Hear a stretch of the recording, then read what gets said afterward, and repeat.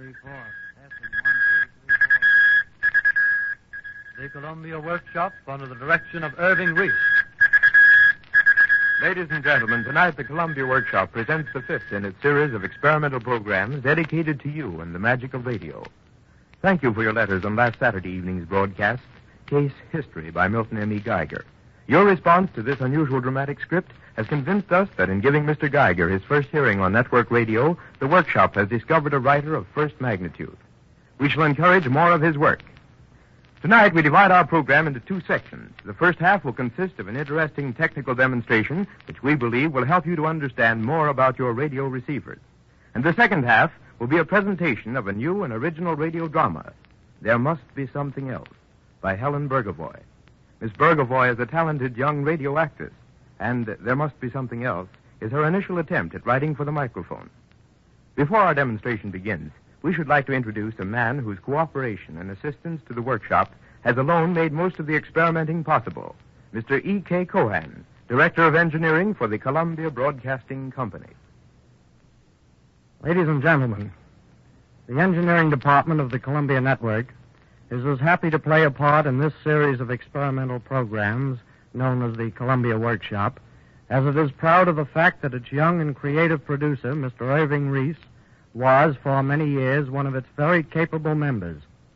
In endeavoring to make the scope of these programs as broad and as interesting as possible to you, our audience and judges, we are not confining ourselves wholly to the facilities and services available within our own domain, but we will, from time to time, augment our own resources by calling upon the cooperative assistance of associates and facilities within the industry. It is just such an occasion that I now have the pleasure of introducing a man who has been prominently identified with radio broadcasting since its inception. As one of the original Federal Radio Commissioners, back in the days when the government undertook the task of bringing order out of a wavelength chaos, this gentleman has had much to do with shaping the destiny of a new child of science, radio broadcasting.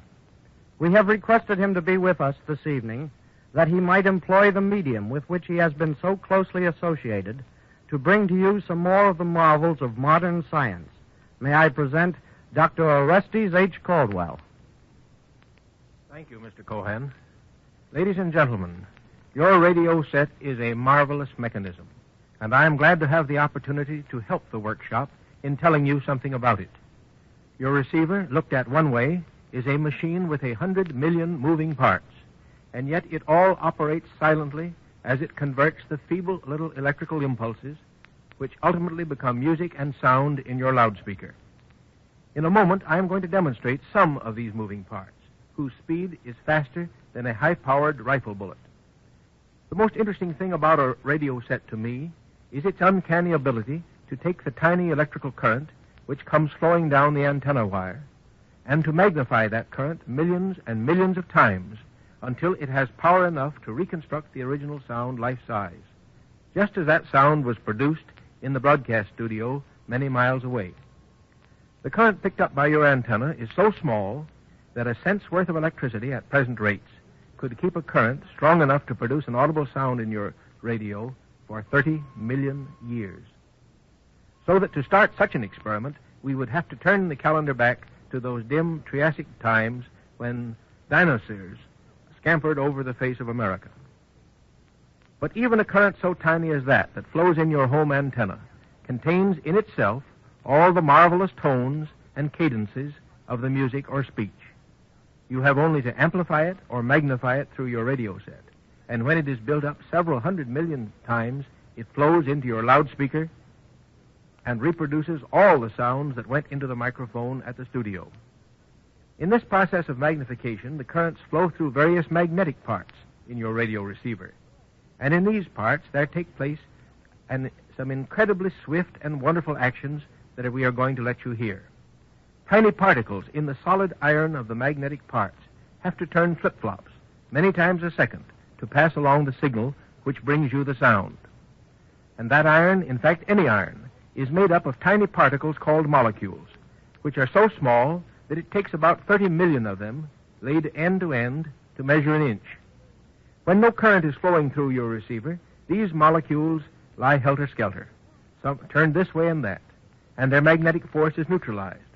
But when you turn your radio set on, it is necessary for these millions of little soldiers to regiment themselves, to line themselves up, and then continually to about face and countermarch to the music.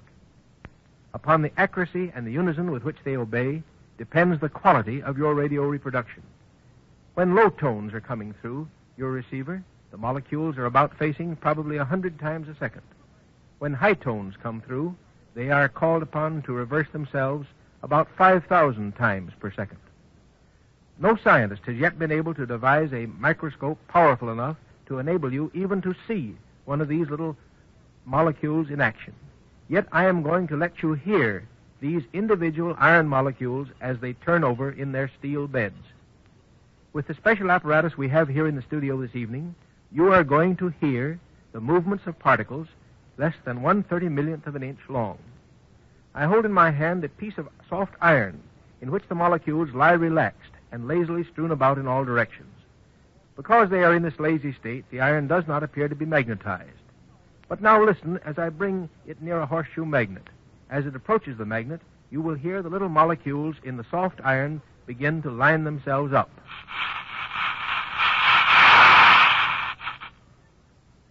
Now if I move the magnet closer, increasing the magnetization of the iron bar still further, listen. More of the molecules fall into regimental formation, and the soft iron bar becomes a magnet itself. Here you have regimentation all right. In fact, speedy regimentation of this kind is necessary for the operation of all radio apparatus. If the molecular soldiers refuse to line up, your radio set would be silent. Now listen while I take the magnet away, and you will hear the molecules falling back to their former positions. You notice that the change during both demonstrations took place very slowly. That is, the tiny individual molecules seemed to flop over one after the other, and what you heard was the successive and combined clatter of hundreds of thousands of these tiny magnets turning over. Now, you may be wondering how the action of these molecules makes the music. I'll try to clear that up. Here is what we call one complete cycle, or a double flip-flop, as I spin the magnet so as to magnetize the bar first one way and then the other. But now if I spin the magnet rapidly, you will hear a succession of reversals. But being human, and not quite as marvelous as your radio set, the fastest I can spin this magnet is about 5 or 10 times per second. And even that fast, it would still sound like the roar of the noise that you just heard. But if I could spin it about 80 times a second, this is what it would sound like. That was an electric oscillator you just heard, making the molecules reverse themselves about 80 times per second. Now let us assume that I could spin this iron bar 256 times per second. Then you would hear this. And finally, if my hand were quick enough to spin this around about 4,000 times a second, the reversals would sound like this.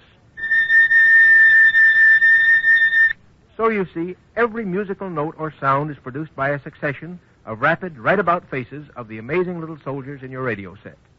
In the 3 demonstrations of tones you just heard, the soldiers reversed themselves a definite number of times, 80 times or 256 times or 4,000 times per second. But those were single tones. Try to imagine what is happening now as we play some organ music for you, which consists of hundreds of tones and changes it, and really presents a difficult job for the tiny little soldiers.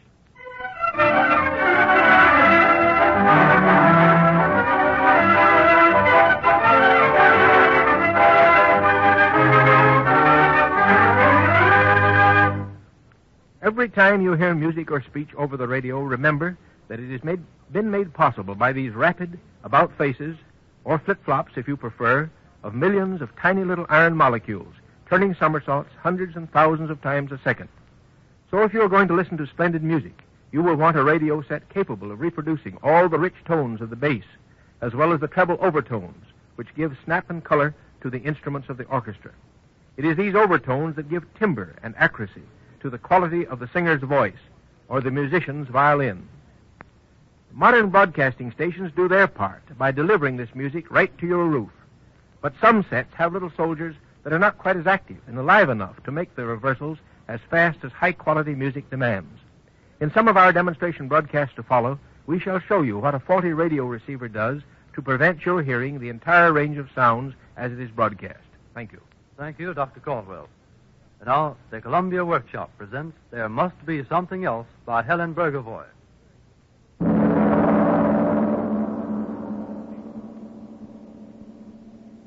In his carefully sumptuous modern office, John Doe, a successful young businessman, sits at his desk. All the loose ends of the business day have to be tied up in readiness for the morrow. Outside, the New York skyline quivers in the shadows of a swiftly descending twilight.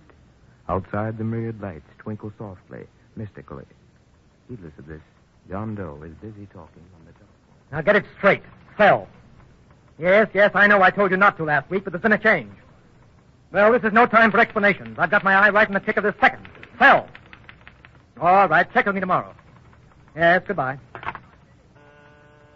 Yes? Chicago office calling. Put them on. Hello? I'm just about to call you. No, buy. Keep Chicago buying. We're selling here. Prices are going up. I don't care. I've told you over and over again I won't have stockholders meddling. All right. Yes, that's all. Send me a memorandum. Goodbye. Cable from London, Mr. Doe. Bring it in. I want to dictate a letter.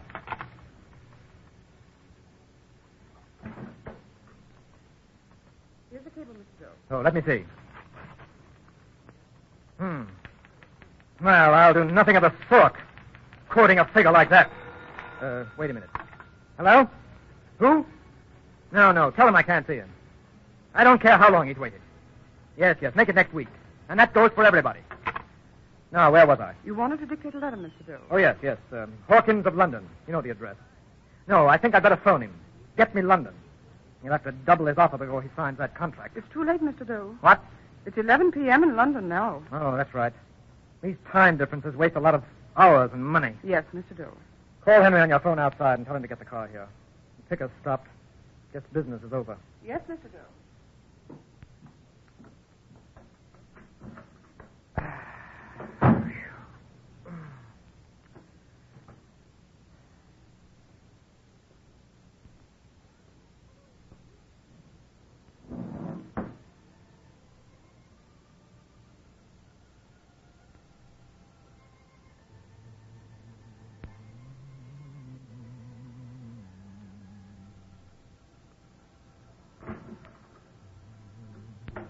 I called your chauffeur, Mr. Doe. Where is that music coming from? There's an organ studio on the 23rd floor. They must have their windows open.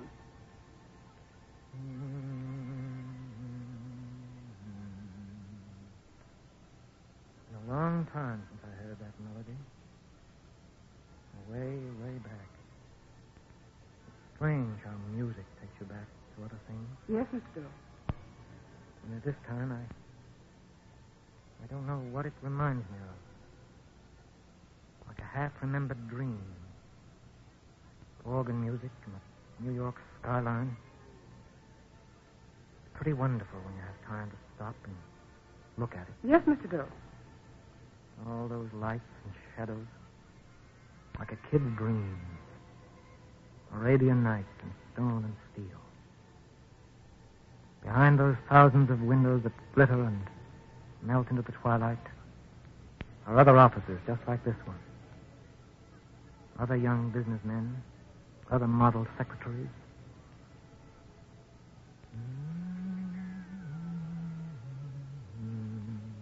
Will there be anything else, Mr. Doe?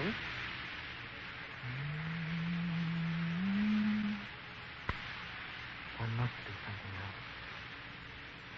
There must be between. I beg your pardon, Mr. Doe. Oh, pardon me. I was just mumbling to myself. No, there's nothing else. You may go now. It must be that music. I don't know what it made me think of. I'm sorry I kept you. You have the appointment for tomorrow, Mr. Doe. Oh, yes. Never mind. You won't forget your dinner engagement at the Ritz tonight with Mr. Jones about that new contract. No, I'm going on there in a few minutes. I'm afraid I've been keeping you. Oh, no, Mr. Doe. Only looking out there reminded me that once, a long time ago, I was not John Doe, a businessman. I wanted to be a... You'd better run along. It's late. Yes, Mr. Doe. You won't forget that dinner appointment. No. Good night. Good night.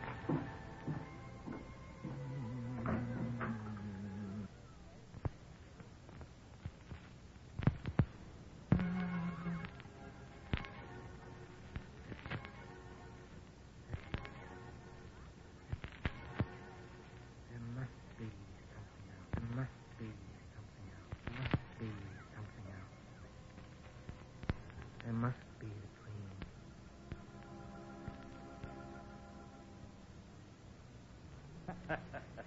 That's wonderful. I don't see how he does it. Well, there you are, Doe. Right on the dotted line. I've got to hand it to you, high-pressure youngsters. I didn't intend signing that contract tonight, and there it is before dinner's over. Thanks. I'm sure you won't regret it. No, I don't think I shall. You've got what it takes. I wonder. Say, for a man that's just closed $1 million deal, you're pretty glum. You've just got about everything anyone could wish for. Position, wealth. Yes, but there must be something else. Sure, a little celebration in honor of closing the deal. You need a drink and a little fun. I know just what you need for that feeling. Come on, we'll do the town.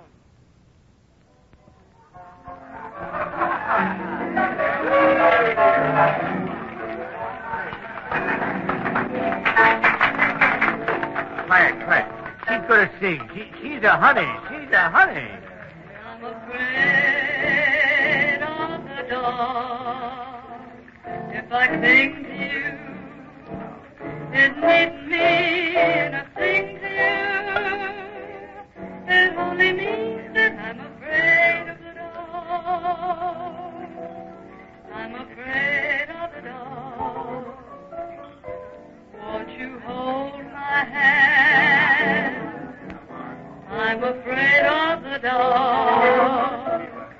Won't you understand? And if I cling to you, but it mustn't mean a thing to you.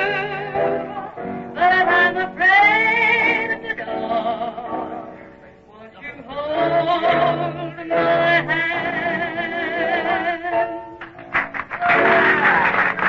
Hey, that's swell. Hey, what's the matter with your boyfriend? Looks like he swallowed nails. Swallowed nails? That's hot. You hear that, Doe? Hey, Doe. Hey, he's all right. He's the best little fella in town. Smart as a whip. Hey, he's just tired. Hey, this is the 10th place we've been to. He needs another drink. That's it. Another drink, eh, Doe? Yeah, sure. Another drink. Fine. Me and my pal Lily will dance over at the bar and order it for you. Oh, you keep him awake, sister. I'll be seeing you. Come on, Lily. Come on, Lily. Come on, sugar. Your boyfriend's gone. Relax. Be yourself. Sure. You've got the cutest eyes. Listen, big boy. I don't think you like me. There must be something else. What? Say, we've been trying to have a party, and all evening you act like a dead wire. What's on your mind, sugar? Oh, I don't know. Oh, come on, baby, loosen up. No, please don't. Say, where are you going? Home. Home? Hey, where are you going? What's Hey, the matter? going home. I'm going home, Mr. Jones. Well, I'll go with you. No, that's all right. I'll get home all right. No, can't let my pal Doe go home alone. Come on, Lil. Let's shove off. The party's over. No, don't. Please don't break up Oh, the that's party. all right. Come on, let's go. Come on, everybody go. Come on, guys.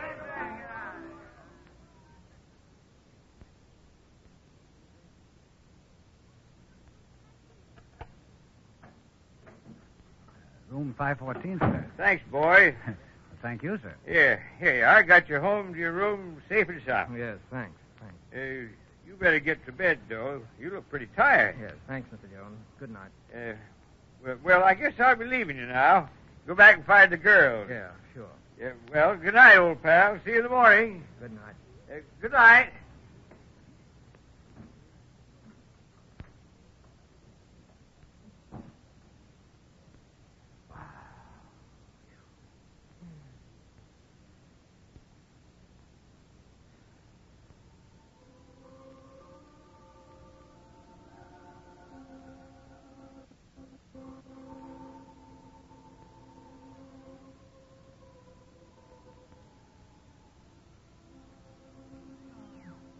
John, come with me. Who are you? John, come with me. Where are you? Come. Dark. I see only a tall white staircase and millions of white steps. Go to her, John. Go to her. Who are you? Why do you sit so still? And strike terror into my heart. I am the deaf composer. I am the mute singer. I am the blind painter. It's cold here. Why do you sit in the shadows of the stairs? Out of these shadows, from remembered sunlight, I fashion a melody. What strange music.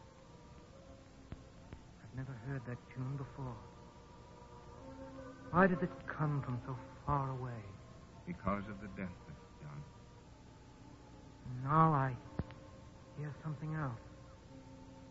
Words of crushed sweetness distilled upon the air. Only I can't repeat them. That is the poem that was once begun. Finish it. No, I am you. Strange colors suffuse me in transcendent, unheard of loveliness. Once I was a painter, but the shadows have blinded me. I see your colors through a mist of tears. In your poem and your myth. We wait for you to release us. Shall I buy your unfinished work? You know not what you offer. John, come to me. Go to her, John. Save us. How can I save you? Go where she calls. Speak to her. Touch her hand. Yes. Touch her hand, and we will be saved. Why should I save you? I will go to her. Maybe I will touch her hand. Yes, yes. But I will not save you. You are in rags, and I hate you. I hate you because you are maimed, and your humble faces make me want to strike you. John, take my hand. Oh, yes, yes, I want to. Oh, I see you now. I'm climbing the steps. I must follow. Soon I will reach you. Yes, follow her. Follow the beckoning hands of the dream. Follow. At last I am near you. I can almost touch you. Do you remember this place, John? Oh, it is beautiful here. Do you remember me, John? Surely I have never seen you or this place before. Yet here is a haunting beauty. Years ago, you came here to this cool green valley, and you brought me with you. And you loved me. Then you left. Oh, there has never been any sunlight since that time. Night after night I've called you. And those poor hurt creatures down below, on the lower steps of the tall stairway, they called to you too. But you never heard. Now perhaps... Who are you? And who are those men who frighten me now, even as I speak of them? Don't you know? Can't you guess? No. Here on this chain I carry a mirror, John. Look into it. What do you see? I see 3 faces. Those men. Beautiful faces. Yes. Oh, but look. Now they are merging. There's only one face. One pair of deep and troubled dark eyes. Hollow cheeks. And a still smiling mouth. It looks like... No, it can't be. What do you see? I see myself in your mirror. Is it true? Is it... Yes, John. Years ago, when first you brought me here, you wanted to give to the world. You wanted to give poetry, harmony, color. Can you remember? Yes, I remember. These are the men that you were meant to be. The poet, the artist. You left them behind you to die. They are still alive, here in this place. The shadows, the starved shadows of yourself. You grew older. You became John Doe, businessman. You had nothing left to give to these men because it is wiser in the ways of your world not to give. Your world calls it success. And all the time, even as you forgot these men, even as you denied me, you knew... that there must be something else. Yes. And remembering that is what has brought you here tonight. My voices and their voices would never let you forget. What is there for me to do? Nourish these men back to vigor. Take me back to your world. Oh, yes, I want to. More than anything else, I want to. Can you forget the husk which is John Doe, businessman? Give me your hand. Maybe you'll go hungry for the joys of your world. Maybe success as you count it will be long in coming with me beside you. Let me touch your hand. Your world may denounce you, shrink from you. But after much toil, perhaps they will receive you. They will hear your music with awe. They will sing your song with joy. They will see your picture and smile with happiness. Is there no sureness? You are sure of me. Let me touch your hand. I'm falling away from you. John, take her hand. I want to, but I'm falling. Let you fall. Oh, let me come to you. I love you. Can you learn to give? Take my hand. Yes, here. Oh, now that I hold you in my arms, will you always remember? The dream, we are free. The dream, he has saved. There is something else. Oh, don't let me go. I'm falling. Don't let me fall away from you. I'm lost.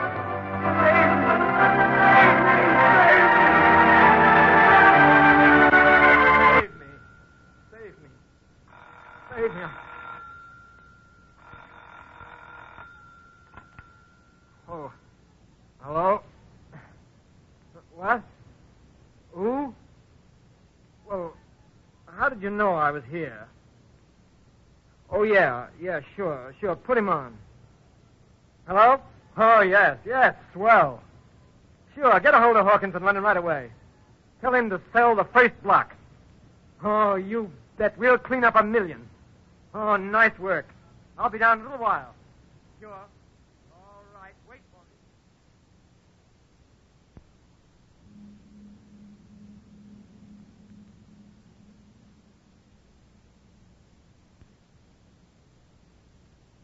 You have just heard the 5th program of the Columbia Workshop's experimental series. Tonight we presented a technical demonstration, The March of the Molecules by Orestes H. Caldwell, former Federal Radio Commissioner, and a new radio play, There Must Be Something Else, by Helen Burgavoy. The Columbia Workshop has a special treat in store for you next week when it will present another broadcasting innovation, a program preview. For the past 3 months, our program department has been working on a brand new, intriguing program idea. It features an all-star radio combination, including Ted Husing, radio's greatest sports announcer and master of ceremonies, Emery Deutsch and his new augmented orchestra, and a surprise radio idea, which we believe contains all the infectiousness of Columbia's famous community sing and the enjoyable entertainment of radio's well-known amateur hours. The workshop is turning its stage over for a preview of this program, and you will have a chance to decide whether you would like to see this program idea continued as a series. Your votes will determine whether or not the program will start this fall. It will add greatly to your enjoyment of this new program idea if you listen with a group of friends. Plan a party for next Saturday, and you will find this trial program an interesting contribution to the entertainment. And here's a tip. We can't tell you why without revealing too much of our surprise idea. But if you will have 2 prizes to award to your guests, one for high score and one for low score, it will give everyone at your home a lot of fun next Saturday night. Don't forget, Ted Husing, Emery Deutsch and his augmented orchestra, and a new surprise idea will be previewed by the Columbia Workshop next Saturday night at this time.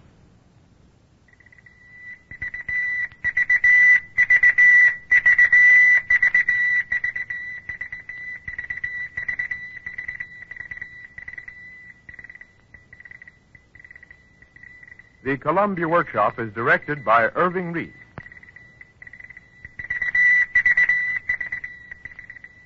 This is the Columbia Broadcasting System.